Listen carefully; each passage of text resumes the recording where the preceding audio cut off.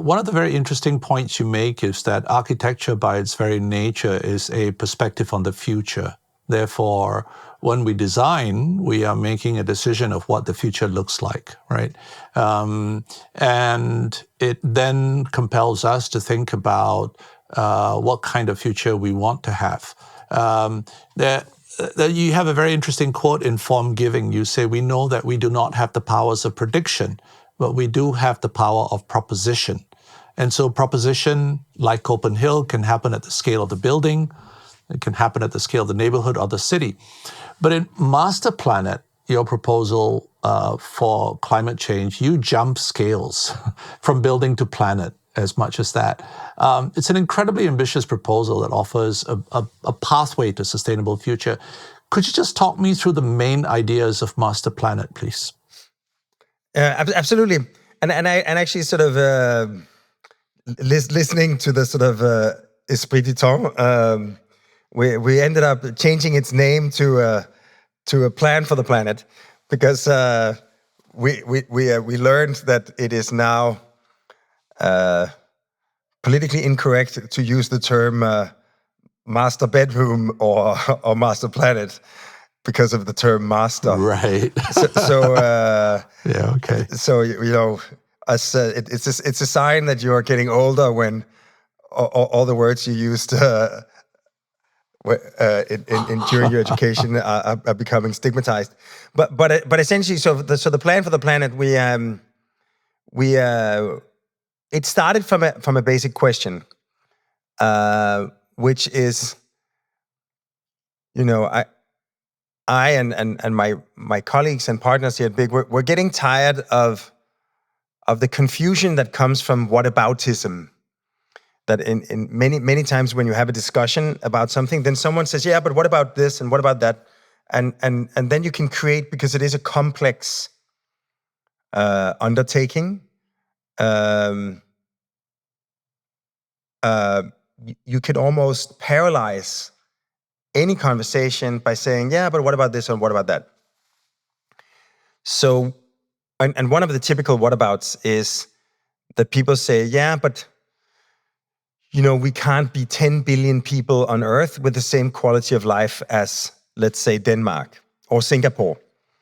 Actually, interestingly, Singapore and Denmark are not very similar countries in terms of climate or culture, religion, ethnicity, whatever. But we're very similar when it comes to, healthcare, life expectancy, infant mortality, and actually carbon emissions. So our energy consumption is quite similar. So we actually sort of said, what if we try to say we will be 10 billion people in 2050, and we should have the same quality of life as Denmark or Singapore? Is it possible? And like often you hear, yeah, but then we would need like 60 Earths or 12 Earths to sustain such a big population with such a high quality of life. So we said, let's see if that's really true. And of course, if it's true, then we really have a big problem to solve, right?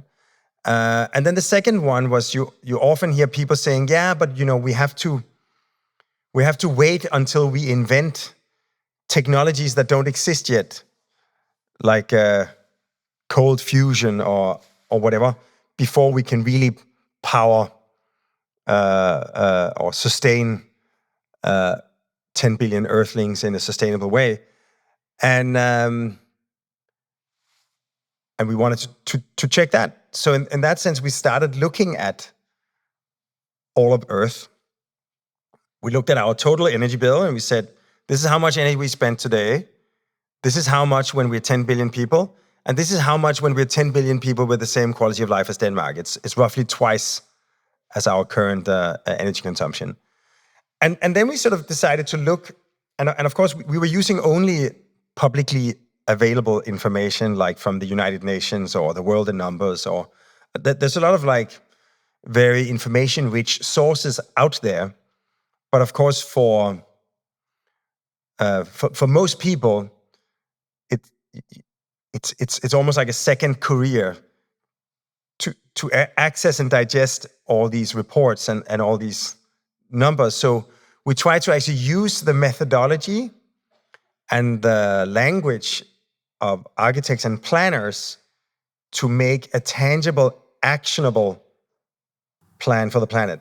Explain a little about the methodology and language. Also, what makes it actionable? So we divided all of the challenge into 5 verticals that relate to greenhouse gas emissions and climate change. So, of course, like energy, industry, transportation, construction, agriculture.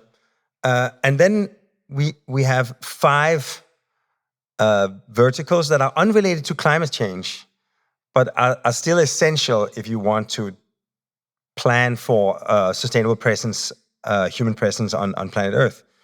So that would be access to fresh water. It would be pollution with other things than greenhouse gases. So plastics in the oceans or particles in the air, biodiversity and, human habitat and health.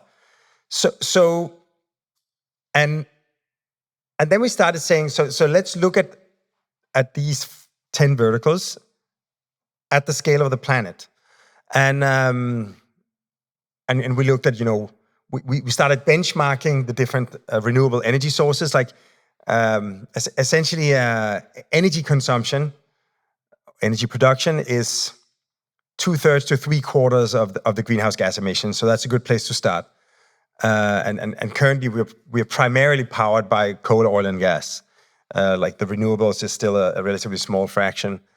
And of the renewables, most of them are actually biomass, still essentially burning wood, wood pellets, and it's questionable how sustainable that really is. Each of these 10 verticals is important, but the big picture is a little hard to comprehend. What is the perspective from the ground? One way to make this really tangible so that everyone can relate and understand is to make it at the scale of a single earthling. So we said, what if we divide all of Earth into 10 billion equally sized plots of land? And that represents your and my individual share in Earth as a resource. It's essentially the canvas we have to sustain ourselves, right? So that means that each of us will have at our disposal 238 by 238 meters square of surface of Earth.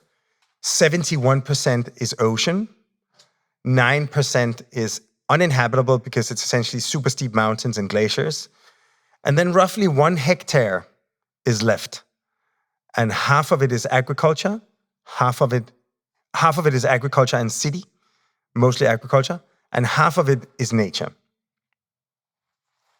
And actually every year we encroach 1 to 2 square meters into the nature by making more mostly agriculture. And essentially it's from this half hectare or roughly 1 acre of land that is agriculture and city that all our problems come from, all the emissions. So how do you start reducing these emissions? We just went through it step by step and looked at how could you, starting by how can you produce power, and we found out that if you, with a certain amount of offshore windmills and a certain amount of photovoltaics, you can actually create twice the amount of energy that you're currently getting from oil, coal, and gas. You can store half of it using half batteries and half hydrogen. Batteries, like for instance, we're already beginning to convert our fleet of cars to batteries. There's 1 billion vehicles on Earth. But for instance, if you want to fly a Boeing 747, the battery pack weighs several thousand tons. So you have to use hydrogen or other kinds of power to X sorts of sustainable fuels to to power long distance air traffic or shipping or some of the heavier industries.